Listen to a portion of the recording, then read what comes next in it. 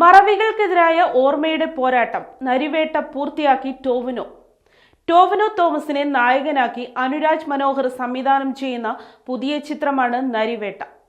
സിനിമയുടെ ചിത്രീകരണം പൂർത്തിയായി.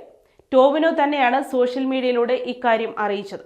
നരിവേട്ടയെക്കുറിച്ചും ഈ ചിത്രം എന്തുകൊണ്ടാണ് തനിക്ക് പ്രിയങ്കരമാകുന്നതെന്നും പോസ്റ്റിൽ ടോവിനോ പറയുന്നുണ്ട്. ലൊക്കേഷനിൽ നിന്നുള്ള ചിത്രങ്ങളും താരം പങ്കുവച്ചിട്ടുണ്ട്.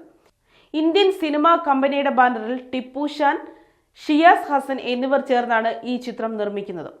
പ്രശസ്ത തമിഴ് സംവിധായകനും നടനുമായ ചേരനും സുരാജ് വെഞ്ഞാറമൂടുമാണ് ഈ ചിത്രത്തിലെ മറ്റ് രണ്ട് പ്രധാന കഥാപാത്രങ്ങളെ അവതരിപ്പിക്കുന്നത്. പ്രിയംവദ കൃഷ്ണയാണ് നായിക.